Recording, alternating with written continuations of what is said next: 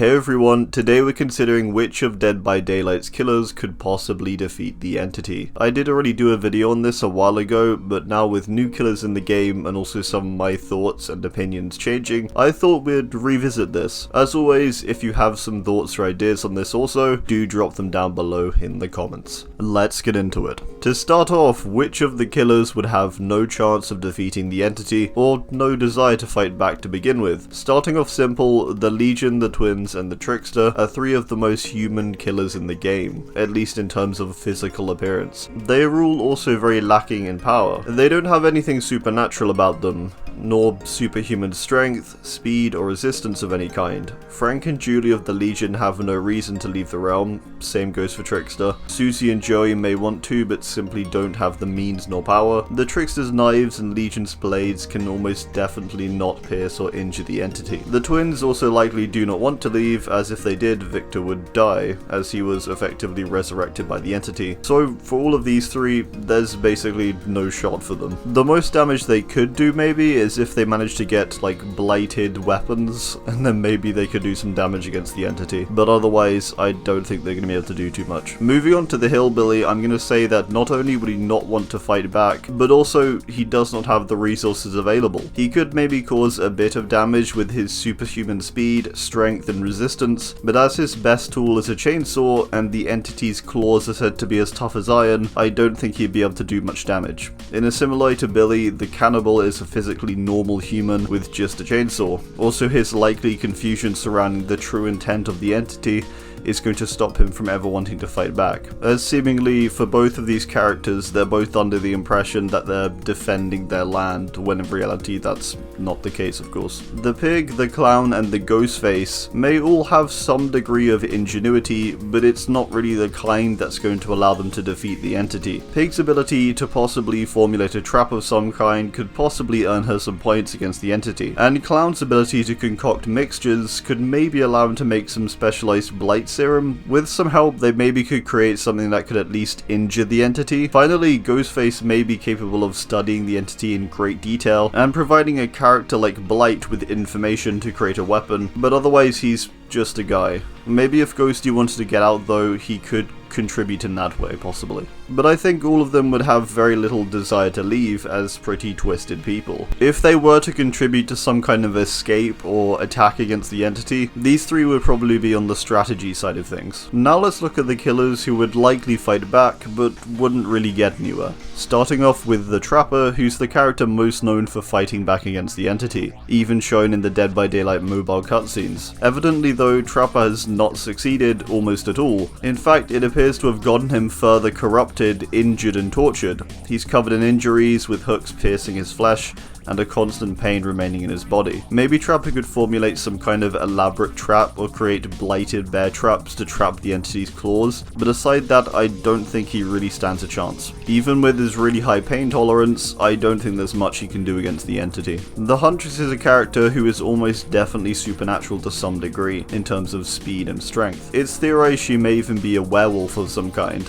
Despite this, she doesn't have the right weaponry, she isn't fully aware of her situation due to her childlike mind either, and generally wouldn't be able to comprehend the greater evil of the entity, but may fight back just with little outcome. But again, maybe if you blight her up, there's some damage she can do. The Nurse is in a similar situation of having power. Nurse has a telepathic ability of some kind which allows her to tear through the planes within the realm, and also with use of her mind. This could potentially be used to briefly overpower the entity, and her better route would be possible escape by trying to tear through these different planes. Let's now look at the killers who could possibly, with ingenuity, take the entity down. Let's start off this section with the Blight, a character who wields a substance that is stated to be directly toxic to the entity, which is the Blight, something that manifests within the trials each Halloween in the form of visceral cankers. The Blight, much like a pathogen, negatively affects the plant-like organism of the entity. The Blight is likely the best chance to damage the entity with use of non-supernatural items or sources, as it's the only known thing capable of infecting or damaging it, as seen with the yearly Halloween infection with visceral cankers. This makes Blight and his specialized Blight serums quite a necessary part for many of the more human characters or characters without access to supernatural weapons to fight back. The Blight alone, however, I do not think could take down the entity, but with some ingenuity and maybe some team-ups, I think he could. I only say that not alone, as his mind has been so corrupted and broken by his constant injecting of the blighted serum. We do know that the serum does make you stronger and also more resistant though, based on its effect on the Trapper, shown in the cutscene where before the serum he's trapped, but after he breaks free of his chains. Maybe if this serum was provided widely to the realm in high quantities, it could pose quite a substantial threat to the entity. Now for the Doctor, I did some research into how electricity affects plants.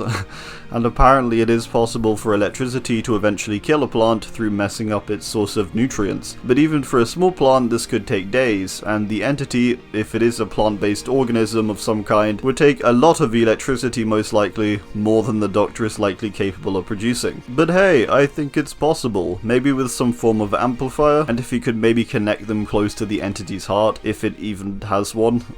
There were also, however, other effects of electricity. Apparently in some cases, electricity can actually enhance the growth of a plant, which doesn't exactly help in this case if we're trying to destroy the entity. We don't want to accidentally make it grow larger. Again, Doctor's mind is definitely somewhat gone from his years of being exposed to large amounts of electricity also. We can apply a similar idea to the Deathslinger, who is capable of creating quite creative and powerful weaponry. If he were to create something fused with the Blight, he might be able to actually injure the entity. It's also quite likely that he would want to fight back against the entity, who is a strong and all-powerful boss of the realm. Deathslinger, when it comes to similar kinds of people in this life, has gotten angry and on multiple occasions beaten them up or killed them. So I think although the odds aren't in his favor, he may be capable of creating a weapon and doing some degree of damage, which isn't too bad for a non-superhuman character. Something like a big blighted spear gun or something. For both the Nemesis and the Plague, there is a chance they could use their own biology to their advantage in order to defeat or damage the entity. Both are capable of utilizing what they have in combination with the Blight or visceral cankers to create something truly threatening to the entity. Nemesis, as we discussed in another video, could potentially adapt in quite a considerable way to the Blight, basically becoming this huge mass of Blight that could cause the entity great harm, if he was somehow able to adapt or evolve to the Blight. But based on the effects we've seen on other killers, it's highly likely it would affect the Nemesis in an even larger way. Potentially repeat injections of some of the Blight's most powerful and experimental serums, such as Compound 33, mentioned to have powerful side effects in Blight's add-ons, could make him quite unstoppable, and probably the realm's best shot aside anything supernatural. For Plague, I think a similar thing could be done, where possibly if she were to intake large amounts of blighted serum herself, she could cause some kind of adaptation to the Plague she carries. If the Plague in her system adapted to the Blight and it created some kind of new variant, this could potentially be quite poisonous to the entity, as it's basically a deadly plague and a toxic substance to the entity being combined into one. So similar ideas there for them both, but I think these are definitely possibilities for how they could reasonably take the entity down with a bit of ingenuity and a lot of orange plant injection. For the Wraith and the Spirit, we have a situation of two ghostly, angry characters with some degree of supernatural power, but not much in the way of actually utilizing it to do some big damage. Whilst the vengeful nature of the Spirit may make her quite likely to want to fight back as a similar evil to that of her father, I don't think her weaponry especially would be capable to do so. The Wraith is a character who hates violence and wrongdoing before becoming the Wraith, would likely want to help take down a creature like the entity if he were to be brought around. Again, with inclusion of Blighted Serum, maybe their weapons could be amped up, and these in combination with their possible immortality as a ghostly spirit and wraith could make it possible for them to fight back and do some damage. Without any blight or anything like that though, I don't think they have too much of a chance, aside likely being immortal, but that could just lead to them repeatedly getting battered back, but always coming back. The Hag, I theorized the last time I did this, would be possibly capable of taking down the entity with use of her hexes. Within the lore, or her tome lore more specifically, Hag uses hexes that cause cause many different effects. For example, one increases her luck so she passes an algebra test, showing that this magic is real and powerful. Further, the hexes have negative side effects, with Hags, or Lisa's friend at the time, abusing the hexes herself and ending up dead because of it. Although the direct power is unclear when it comes to these hexes, there is quite evidently a substantial degree of power that they are capable of. If used well and tactically by the Hag, I think it's quite possible she could bring down the entity through hexes, curses, or magic. It's of course dependent on different things though, such as if the entity would even be affected by the hexes. For a somewhat powerless looking character, it's cool that she does have the ability to pack a punch against something so powerful though. Okay, now let's take a look at some characters who are potentially on par to that of the entity's power. Let's start off with the Nightmare. Freddy as a dream demon is basically a god when someone or something is brought into the dream world or is asleep or dreaming. In the dream world, Freddy has free reign and can basically do what he wants, even being capable of harming and killing people who are inside. The issue is, if the entity is even capable of sleeping, from our perspective it seems as if the realm is always running, and so therefore, it would seem that a creature the size of the entity does not sleep. However, with comparison to many creatures from Lovecraft stories, which seems to be a big inspiration for the entity, we can possibly infer that the entity is currently asleep, and is functioning purely off of reaction. Many of the characters from those stories are actually asleep, and everything's happening inside of their own dream. It's so powerful that it can create and power the realm without ever really realizing. If this was the case, this would be really bad for the entity, and if this were the case, then Freddy would almost definitely be able to kill the entity. But, you know, that's a lot of ifs. If the entity is awake, then Freddy stands no chance, as his power basically entirely relies on the dream world, and the person he's attacking being asleep.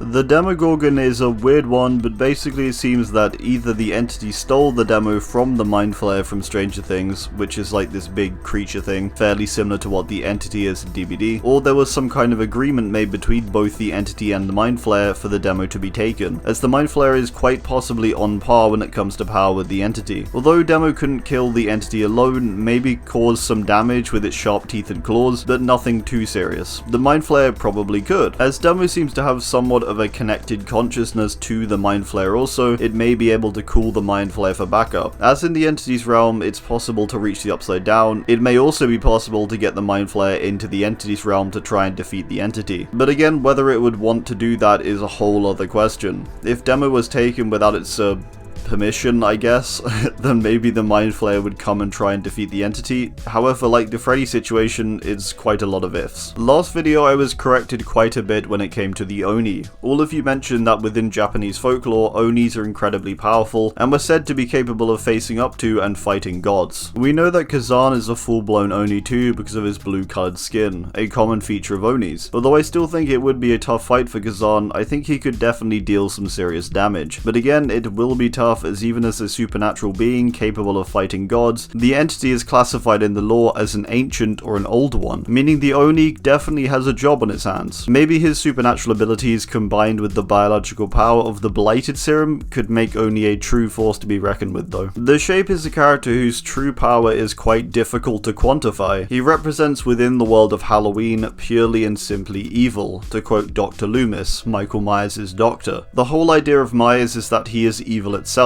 or evil incarnate in the form of a human. That's where he gets his name as the Shape of Evil. A more indicative sign of his power can come in the form of his clear resistance capability in the films, as he gets shot, stabbed, and burned without ever getting so much as a scratch, suggesting that he is immortal, or more likely invulnerable, as he does age within the 2018 Halloween. As evil incarnate, Myers is therefore more evil than the entity, if it even is evil, making him possibly more powerful, which is something we can see in game through his add-ons that allow him to mori survivors in the trials, showing a clear and open defiance of the entity, as he plays by his own rules. With this said, his role as evil embodied within a human means he does only have the tools available to him of that of a human. A kitchen knife is likely not going to do too much to the entity or its tentacle leg things.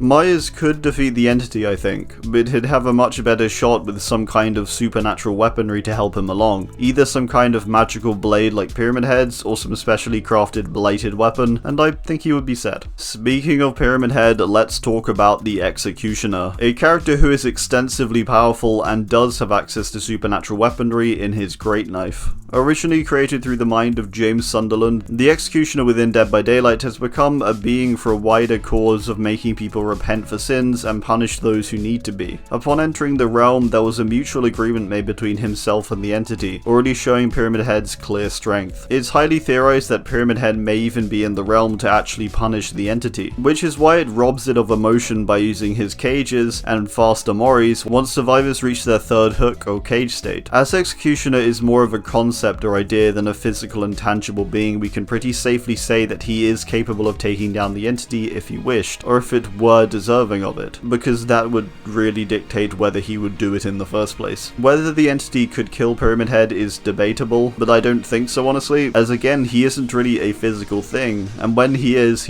invulnerable and further immortal, making him a better candidate for entity destruction over Myers. Finally, let's assess the Cenobite or Pinhead. Much like Executioner and Myers, Cenobite can defy the entity and even manipulate its realm, seemingly teleporting people completely out of it with his Mori, where we can assume the survivor is sent to the labyrinth. Pinhead is said to be invulnerable, ageless, immortal, and capable of wielding supernatural weaponry. In-game we can see that he can summon different items with the use of his portals, such as chains, as well as teleport, and apparently he can also disguise himself as others, and further transform humans into Cenobites, which hey, might be a pretty powerful thing if he were to do this to the wider realm and its inhabitants, which he could actually feasibly do if he sent them all to the labyrinth also. What makes Pinhead even more deadly though is that he is also quite clearly very intelligent. It's stated on his wiki page that his greatest ability was his talent for deception and manipulation, which may put him on par with the entity's own intelligence. Further, Pinhead also has ties to a similar entity-esque being like Demo, which is named Leviathan, which is effectively Pinhead's master and giver of powers. Basically, Pinhead has the combined benefits of Myers, Pyramid Head, and Demogorgon, making him the most powerful being within the realm. He's immortal, incredibly powerful, capable of wielding supernatural weaponry, and further has an entity of his own he could potentially get help from in Leviathan. His only weakness is the Lament configuration, or the box, which can apparently banish him. As long as the box remains out of reach though, I think Pinhead is probably the most powerful character within the realm, I guess depending on how you quantify Pyramid Head's strength though. Alright, well, that's gonna do it. I do hope you enjoyed, and please do drop your own thoughts and ideas down below. Thanks, and goodbye.